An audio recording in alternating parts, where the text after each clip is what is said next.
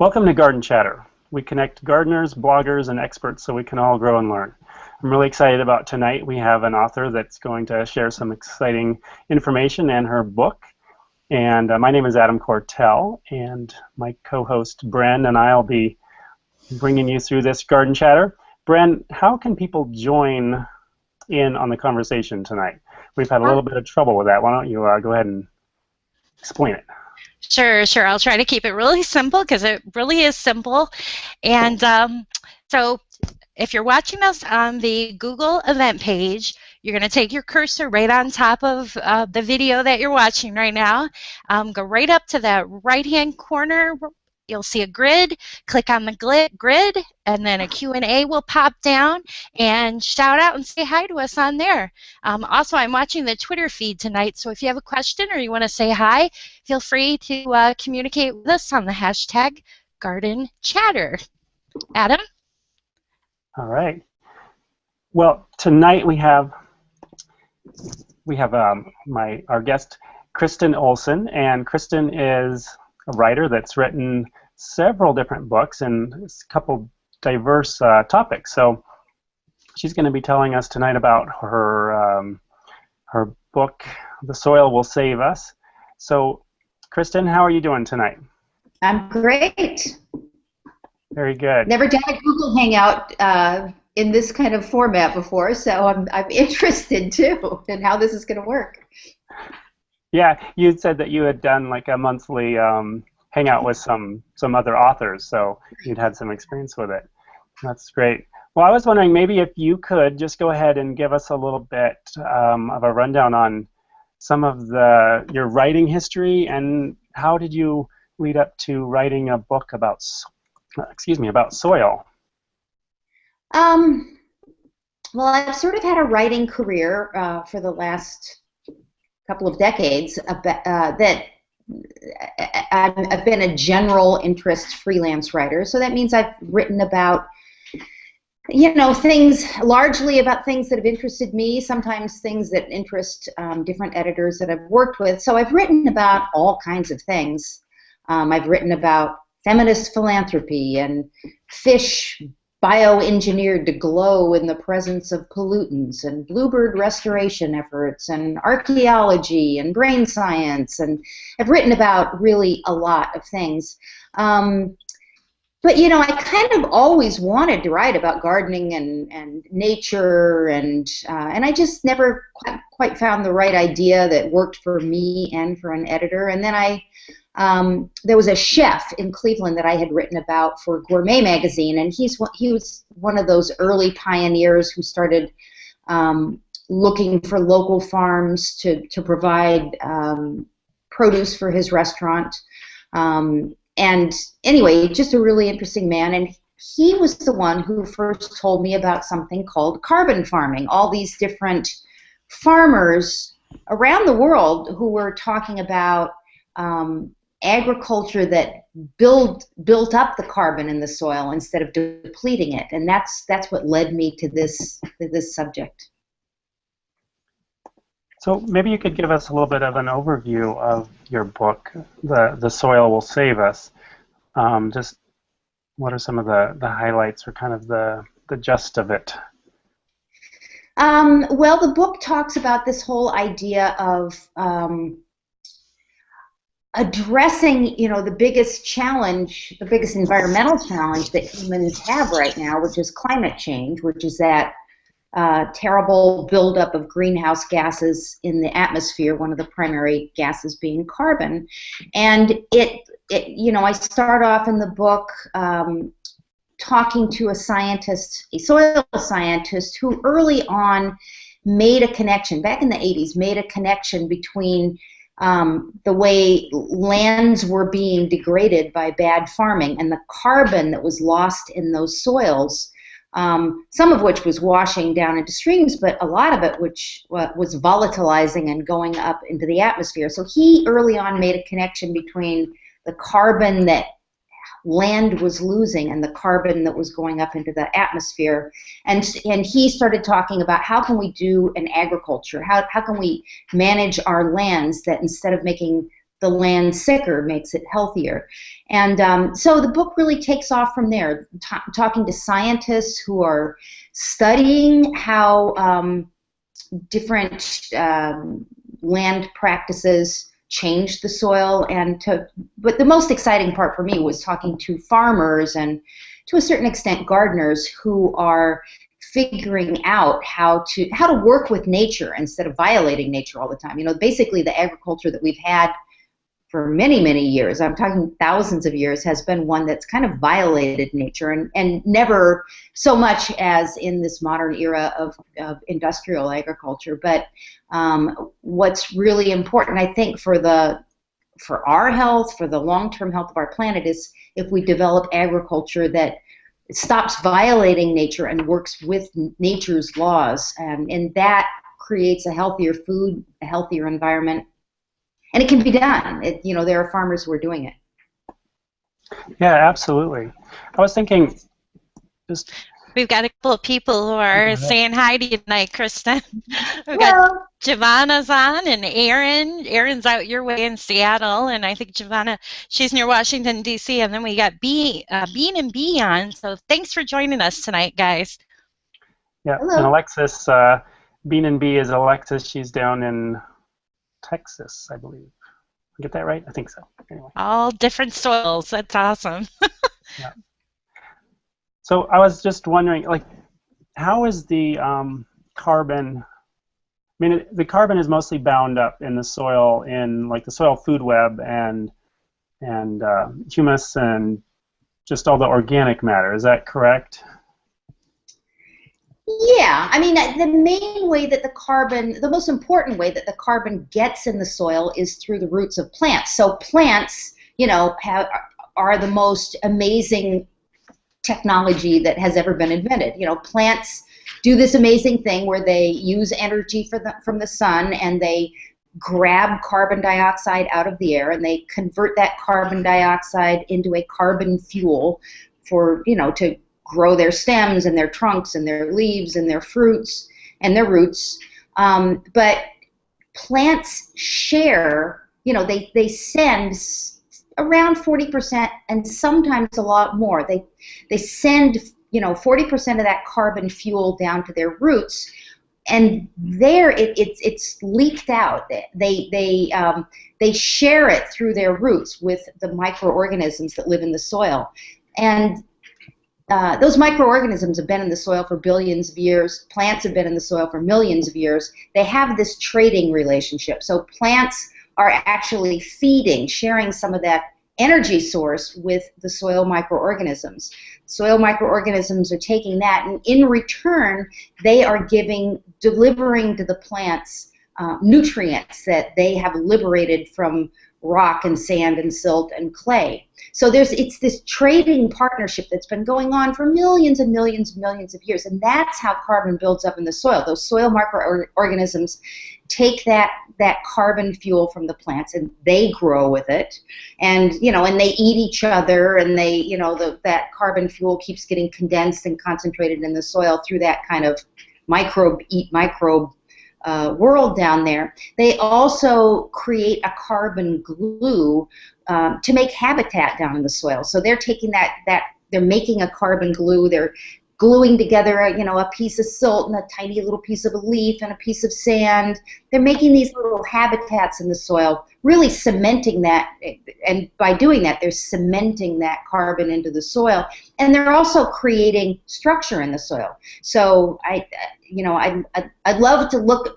I think that we all have such a wrong idea about what the ground is like when we walk over it. You know, we think of it as solid ground, like it's, you know, just like it's, you know, like rock underneath us, and it's actually extremely porous. You know, so that when they are using that carbon glue to create habitat, it's kind of like making millions and millions and millions of little cups and saucers in the soil to hold water, and that holds water and that holds gases in the soil. So really, we're walking over something that's just bubbled with these little structures that the soil microorganisms make.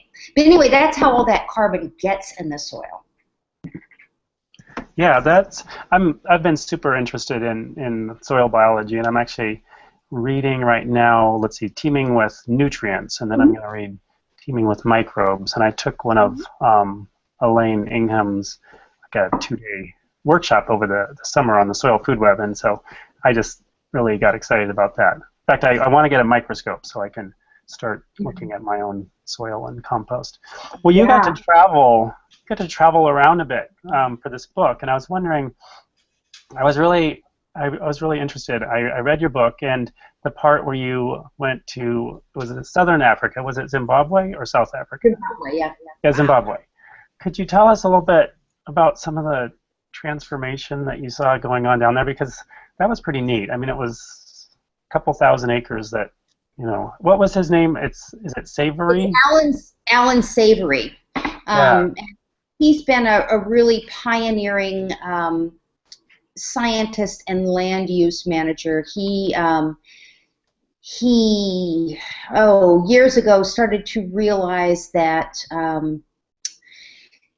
you know, people always talk about lands and it's true, lands being degraded by grazing animals, by animal husbandry, and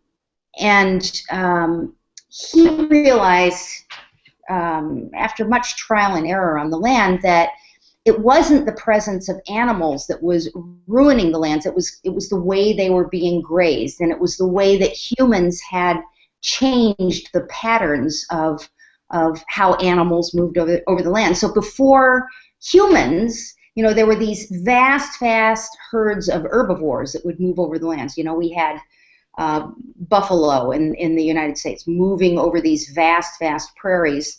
But there was a certain way that those herds always behaved on the land because there were predators. There were predators all around, so they had to do certain things to stay safe. So one of the things was that they stayed clumped together. They didn't spread out all over the place.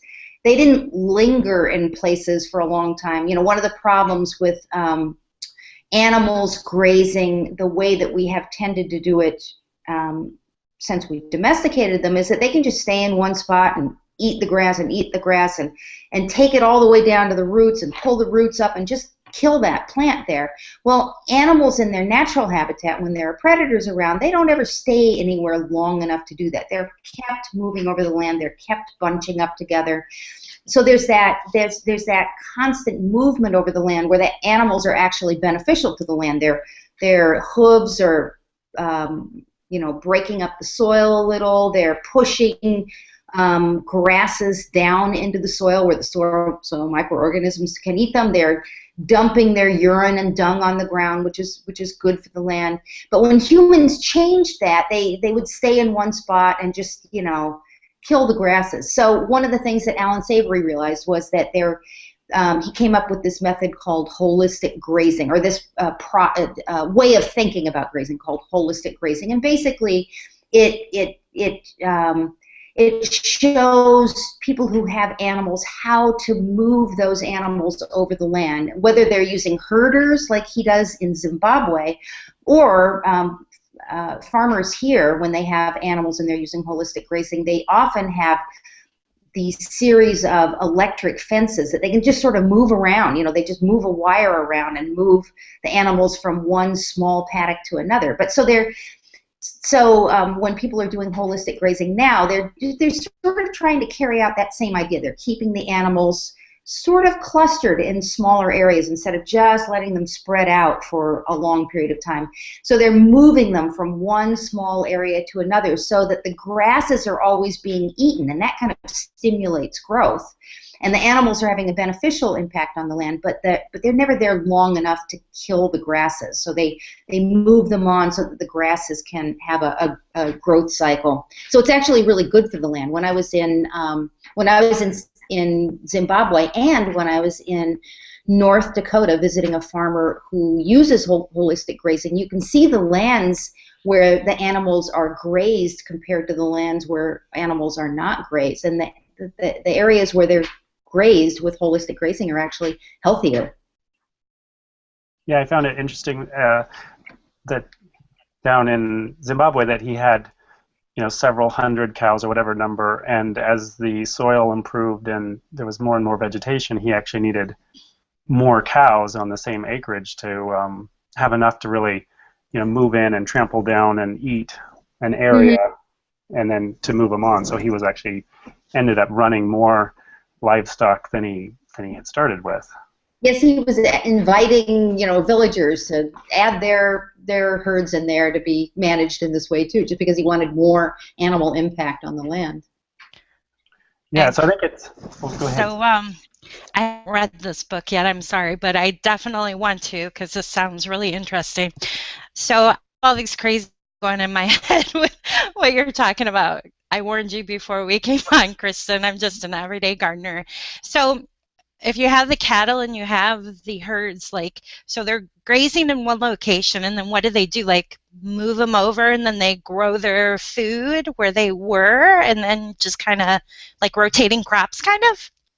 No, they don't do that. These are pasture lands. So they're just moving them on so that the way they're moving them keeps those pastures really healthy and growing. So the grasses will be invigorated by having the cattle be there for these short periods of time and move on.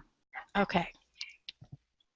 When you were in North Dakota, did they do, a little bit like Bren was saying, grow a cover crop and then have, they probably do that some, right, where they move the cattle onto the cover crop? Yeah, that's what, so the farmer that was actually, I did go to Zimbabwe and I did go to Australia, and it was really exciting to go those places, but honestly, I think my favorite place of everywhere that I went was North Dakota, to see these farmers in North Dakota and these really innovative, thoughtful farmers who are thinking all the time about the soil. So I primarily visited this one farmer there named Gabe Brown, who over the last 15 or so years has gone from being a completely conventional commodity corn and wheat farmer to a farmer who kind of just uses what he knows of natural processes to run his farm. So he no longer uses any chemical fertilizer or any fertilizer.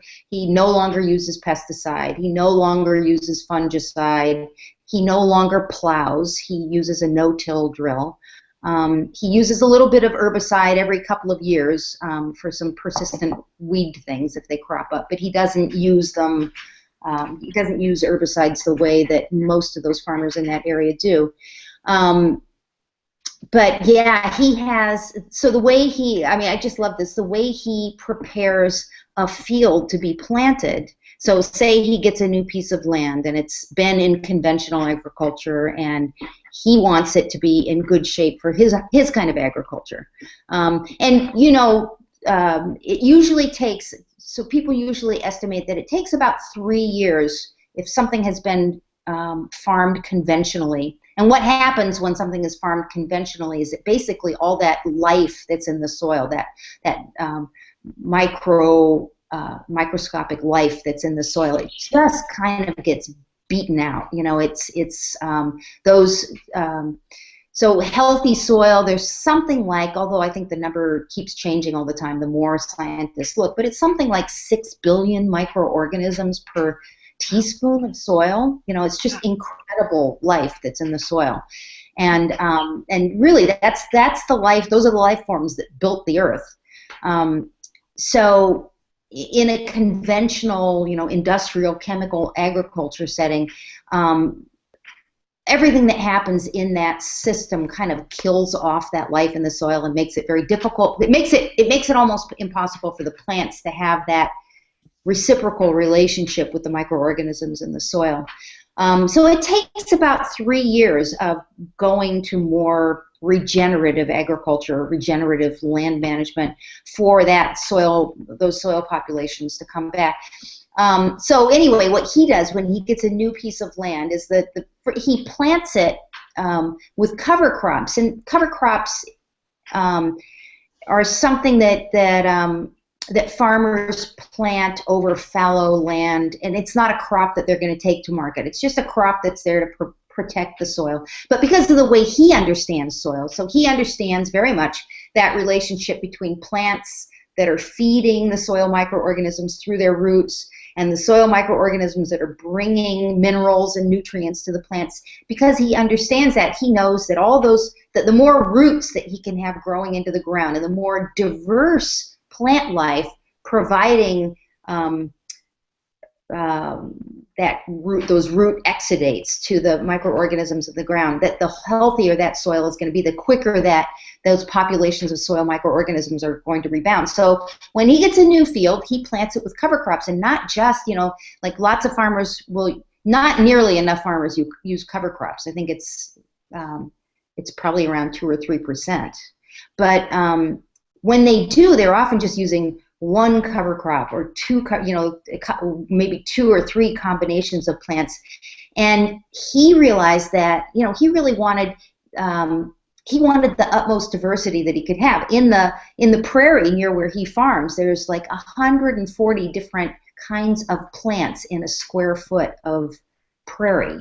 So, he wants to like mimic that natural diversity. So he plants cover crops like with 25 different varieties, 30 different varieties, and they go all the way from huge sunflowers that have roots going way, way down to radishes, and everything in between, because he's trying to mimic. So if you think about a forest with all the different levels of vegetation there are in a forest, there's trees, and then there's shorter trees, and then there's shrubby things, and there's tall perennials, and and then there's just tiny little things growing on the forest floor. So he's trying to mimic that incredible diversity of different kinds of plants and different sizes of plants, because the kind of canopy that there is above ground is somewhat replicated below ground with the root structures. Some of those plants have very, very deep roots, some of them have shallower roots.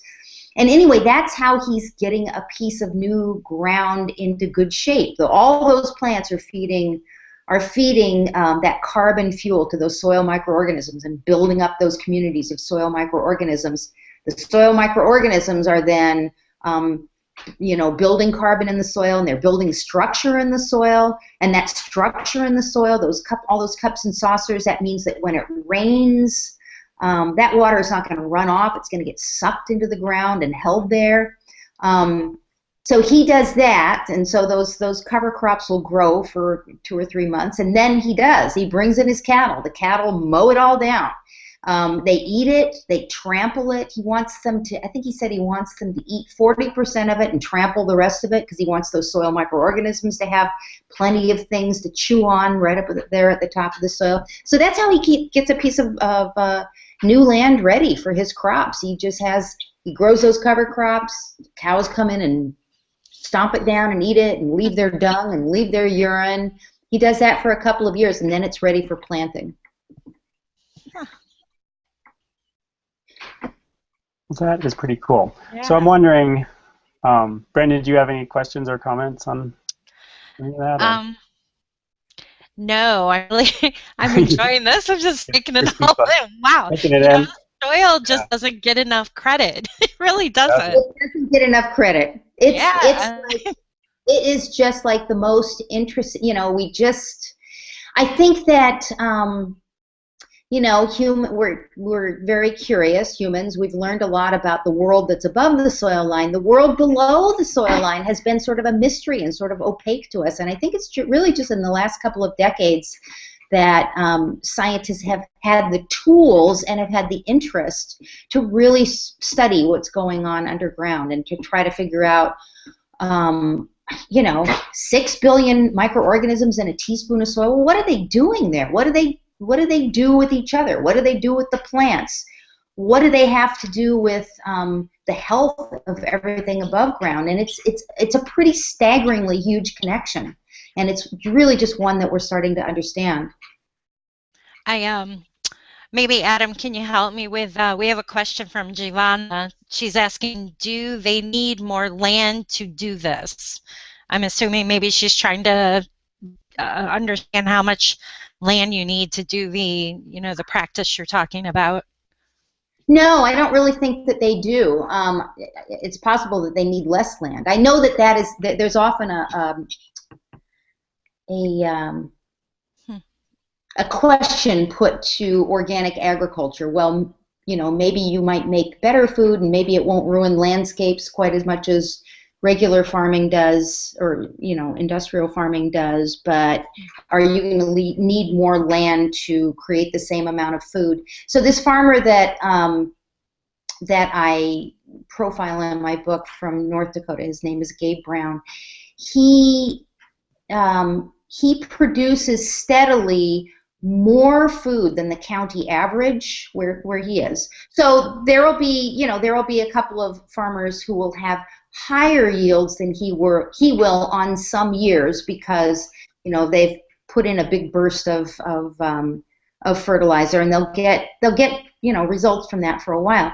But he steadily, he doesn't have big high years and he doesn't have way down years, but he steadily, no matter what the weather is doing, has yields that are well above the county average. And the thing I think that's always also really important to notice about his what he shows can be done is that not only does he get more yields than the county average, but he also pays a third to a half to get those yields. So because he's not using all those chemicals, he is investing far less in his farming. So he's actually making a much bigger profit than his neighbors because his costs are so low. And I think also one of the things that goes on a lot on regenerative farms is that they're stacking enterprises. So I think when he started out, and as I said, he started out as a conventional farmer. So he was just starting out with corn and wheat and I think oats. But he has since then really stacked enterprises. So he's got a lot of things going on. He's got a lot of different things that produce food and income going on the same land. So he added chickens and he added sheep and he added all these other things that move around on the land, and so he's doing really well, both in terms of how much food he produces and how much income he produces. That's great. Someone else asked on the Hangout stream here, what is resource for these plants or the plant information? And they're really excited about the technique, and they want to know, does he then bring in natives? Does that make sense? Native plants? I'm guessing native plants. I know we need more characters. Twitter, right? I'm not sure. I don't really think so. You mean when he's doing the cover crop planting? I think I'm not really sure about that. I'm not sure about that. He really encourages.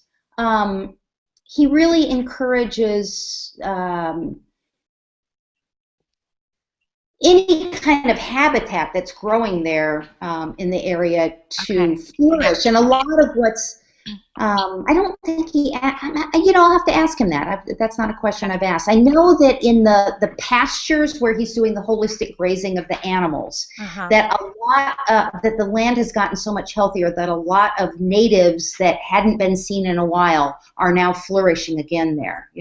So they're seeing these pasture lands that used to be just prairie. And are now pasture land, but they're seeing a lot of native plants come back in those areas, but I don't know that he's planting them himself. Okay. No, seeds in the ground for an awfully long time. So Bean and B asked a question. This is a little more, it's easier. Does water quality improve as the soil improves? Oh, absolutely. Yeah, that's one of the things that the thing that's so great about this method of farming, which could be, I don't think most of the farmers that are doing it they didn't start doing it because they wanted to reverse global warming. I think the buildup of, they're taking carbon out of the air with all these plants and with this healthy land, and it's going into this healthy soil. So they are contributing to the pull down of atmospheric carbon, and the pull down and putting that in. But that's not where that's not where they're doing this. They're doing this because they've found that they can be more successful and have better lives. I think a lot of farmers are not really pleased to be in the position of applying these chemicals that, sometimes make them very sick. But the thing that's so great about this approach to farming, where you're really trying to farm with the laws of nature and respect the laws of nature and help build healthy soil, is that it's good for so many things. It's good for water quality. When the soil. So one of the things that's happened on Gabe Brown's land is when I talked about those cups and saucers. That the soil microorganisms are using that carbon fuel to make a carbon glue, to make habitat in the soil. So all these tiny little holes going way down in the soil, is that soil sucks in water and holds it there, and it doesn't go running off. That when it rains, when you get a big rain, it doesn't go running off and run into a stream. So Gabe Brown had a soil infiltration test done on his land, I think about 15 years ago, before he had started doing all this regenerative ag stuff. And at that point, his land, if it rained, so only a half an inch of water would infiltrate the soil in an hour, which is pretty crummy. At this point, 8 inches in an hour are infiltrated. So when you have land that can take in water like that, it's not just sitting there for the plants, although it does stay in there for the plants for quite a while. It's also seeping down, going down into groundwater, and it's being purified as it passes through the soil. So that water that's soaking through the soil and being purified by the soil, and soil microorganisms, they're greedy little things, and they eat oil. They eat all sorts of impurities that go into the soil. So yeah, they're cleaning that water as it percolates down through the soil. But so that kind of land, when you have land that's that healthy, it's good for erosion, it's good for water quality, it's good for air quality, because the soil is staying together instead of blowing away. It's good for, you name it. It's just good. There are just no downsides to this kind of agriculture. Right. So I'm wondering, so we have this technique that improves soil quality. It removes carbon from the atmosphere. It grows more food, more livestock. You save money because you don't apply pesticides and have to buy GMO seeds or anything like that. So here's the big question, though. Why is there not more of this going on? What are some of the barriers to farmers getting into this? Why is it just a few spots? What's the barrier? It is spreading more and more, and there are just these conferences all over the country going on of farmers talking about this kind of stuff. And Gabe Brown himself, he must have thousands of visitors coming to his farm every year, some from around the world, looking to study what it is that he's doing there. Not only other farmers coming there, but scientists coming there to study, like, why is it that he doesn't have pest problems? He doesn't use pesticide. Well, how come his crops aren't being eaten up by pests? The answer is that he has he has such diverse plant life there that it's attracting predator insect populations that are killing off his crop pests. I think that that's a really complicated answer, and I probably can't answer it all myself. Maybe the quick overview version.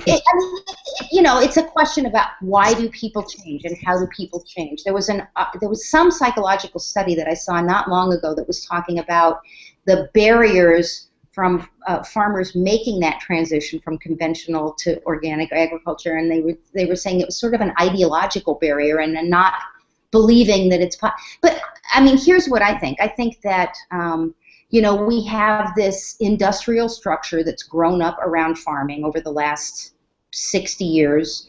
It has taken over our universities. Our land-grant colleges receive the bulk of their funding now from private industry, not from government.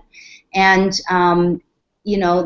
that kind of funding for the science that goes on in our land-grant colleges, that the funding that's coming in is pushing them to study, is pushing them to to conduct studies that kind of reinforce that industrial model.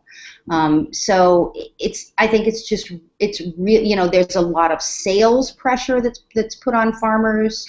There's a lot of social pressure on farmers. You know, I think in a lot of those farming communities, the farmer's brother-in-law or sister-in-law is working for the big chemical company distribution network there, and there are all these pressures on farmers to go that chemical route. And I think also necessarily farmers are rather risk averse. You know, they have they have their whole income and their whole farm tied up in this crop out there, and they're not eager to make a change if they don't have to. And I think that the thing around, you know, one of the things that's been really clear to me in talking to some of these pioneers who are changing to this kind of regenerative agriculture is that they either were young and went into farming with a completely different mindset. So they're either in their 20s and 30s and went in thinking, I'm gonna save the world with my agriculture. You know, I'm going to make clean food. I'm going to respect the land. And they went in from that point of view. But some of these people who are in their 40s, 50s, 60s, even 70s, they didn't go into agriculture in that way, and they had sort of been trained by the ag colleges and agricultural extension services and all the other infrastructure of industrial farming. They have been trained to go in this chemically intense, machine intense, get bigger or go under mindset, and it's difficult for them to make a change. And somebody like Gabe Brown, I mean, he made the change because he was failing with conventional agriculture. He you know, he's a product of a land-grant college. You know, he went to ag school. When he went into farming, you know, he was going by the industrial ag playbook, you know, of spraying and tilling and spraying and fertilizing and the you know, that all that stuff. It's like a cookbook, you know, of things that you're supposed to do at different points. And he ran into 4 years of weather anomaly, so late hail, drought, you know, heavy rain, you know, 1 year after it. So for 4 years in a row, his crops were killed by weather anomalies because the land is so, you know, when the land is in that kind of system, it's just not resilient at all. It's you know, if the land has been in conventional agriculture all that time, it won't infiltrate 8 inches of water in an hour and hold that water in the soil for a long time. It's, you know, when it rains, it'll hit this degraded soil and then just run off into a stream. So he found that his land was so, it lacked resilience, and he was in danger of going under. So he had to stop. He had to stop going by the playbook of chemical agriculture because he couldn't afford the chemicals anymore. So he stopped with all the chemicals just because he couldn't afford them, and he didn't even want to take his combine and his machinery out into the fields because he didn't want to spend the money on the fuel. So that's when he started having his cows go in and just mow down these ruined crops. So he went no-till. He would send his cows in to get rid of all the crop residue that was there. He started going into cover crops just to keep his soil from blowing away. And he realized after a couple of years that his land was growing healthier and that it was growing more resilient, and he decided never to go back to the chemical agriculture. But I think and I think for a lot of farmers, that's what it takes. You know, they're all of a sudden they realize that they cannot go on with that chemical agriculture playbook, that it's not serving them. It's not serving them, especially in a time when the weather is so unpredictable. You know, you really need resilient land to farm now when the rains don't come when they used to, or when they come, you know, with triple force. You know, you really need the land to be extremely resilient to be able to farm it with those weather anomalies. Yeah, and it takes a few years to make that transition. I mean, you can't just go your soil needs to get built up. So in that time, you have to be transitioning from conventional to that system. I'm wondering, we probably are running low on time. I was wondering if we could revisit the idea of sequestering carbon from the atmosphere into the soil.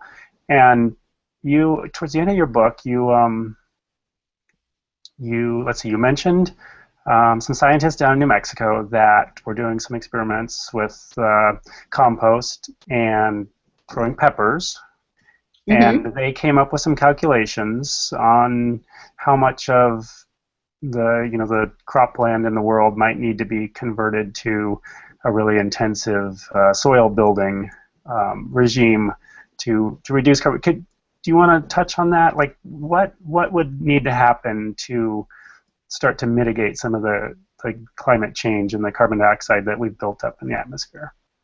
Yeah, well, that's the scientist David Johnson down at the University of New Mexico, and yeah, he started doing these. He started making this really great compost that's very. So most compost, the sort of the two main microorganisms, the two main forms of life in the soil that people talk a lot about when they talk about compost are bacteria and fungi, and most of us when we make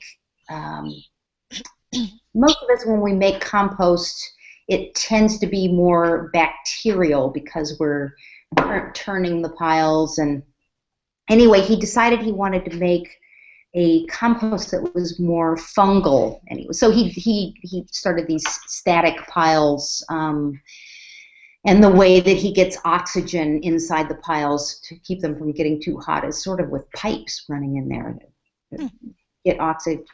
Anyway, he had made this like super compost and was finding that when he used it, he was having tremendous results with the plants, but also just seeing this tremendous buildup of carbon in the soil. And he has continued doing testing in other ways of building up carbon in the soil. And now I think that in his plots now, he's really focusing on continuous planting. So he'll plant and things will grow, and as soon as they start to die down, he plants things right in there among the residue, and so he constantly has roots going in there, roots that are going in there and pumping those plant exudates down to the soil microorganisms. Again, that whole that trading system that's been going on for millions of years. And anyway, so what he was seeing in his test plots was that the amount of carbon that was building up in the soil was so incredible that he calculated that if only, and I think he's changed this calculation, the last slide I saw from him said 14%. So if only, but what I said in my book was that if only 11% of the world's croplands were building up carbon in this way, sort of using these methods, but there are many methods that will build up carbon in the soil. Really good compost helps, and continuous planting, no-till, continuous planting, all these, I often see I have my Google alert set for different kinds of different things, and soil carbon is one. And so I often get these scientific papers that say, well, no-till agriculture, it does this, but not this, and all these different parts of this, and it's all part of a system. So somebody can't do just one of those things. They have to do what Gabe Brown does and be doing all of these things, because all of these things together are mimicking what goes on in nature. But anyway, so David Johnson was saying that if 11% of the world's cropland, and he pointed out that 11% of the world's cropland is typically not even in use every year, but that if 11% of the world's cropland were set aside and for some of these intensive carbon building techniques, that alone would offset all of our annual emissions of carbon dioxide. So it's pretty staggering, you know, some of these, you know, and again, that's still a model, and that's still, it's, you know, it hasn't been done yet, so it's not something that's proved to work. But for me, every time I hear people who are concerned about the climate talking about the urgency of cutting back on our emissions, you know, that's certainly true. I mean, we certainly do need to cut back on our fossil fuel emissions. But unless they're talking about this other side of the equation, which is this vast technology, meaning plants and photosynthesis, this vast apparatus that exists on the earth and will for free remove carbon dioxide from the air and put it safely in the soil where it, you know, makes our food better and makes our land better and makes our water cleaner. Unless somebody is talking about that side of the equation, I feel like they're just missing, the greatest opportunity we've got. Yeah, I totally agree. I mean, the implications are very exciting, and it makes me wonder, you know, just how much also like home gardeners can do if around the country, around the world, everyone's building up, you know, their soil in their backyard and just trying to really intensely get things growing. It could make an impact. Oh, well, absolutely. Yeah. Yeah, absolutely. You know, people everywhere have control over some land, whether it's a little bit of land in their yard or if it's the park down the street. You know, we should be trying to make all of those areas carbon sinks and regenerative spots, and trying as, I mean, that's what I do in my yard. I'm just trying all the time. I'm always thinking, what would Gabe Brown do here? You know, I'm not going to bring in cows. I'm not going to bring in cows, but I can, you know, really try to have a lot of diverse plants there, and I can have every single inch of ground with something growing in it. And you know, I could do a lot of things. Yeah, I'm thinking not cows, but chickens. Ladies, get ready. You hens, you're going to have to, you know, I'll have them all sectioned out in different little areas of the yard. I like that idea. Well, we'll probably need to wrap it up here. I just want to thank you so much, Kristin, for joining us. This has just really been a lot of fun hearing about all this. Bren, where can we find, well, we know where we can find Kristin. Where can we find our next Garden Chatter? Well, I would like to invite everybody to follow Adam Kertel or me, Brenda Haas, on the Google+. Just click on there and you'll get the updates when you follow us on Google+. And of course, find Kristin website. So easy. KristinOhlson.com, right? Yes. Yes. I mean, I spell my name weirdly, but yes. I hope hope we can ask you some more questions, because we had quite a few coming through on Twitter from a lot of the home gardeners like myself. So it'd be great if we could continue the conversation either on Google or maybe on the Twitter. I know you're pretty active on there as well. Thank you. All right. Thank you. Yep. Thank you. We'll wrap with that. Okay.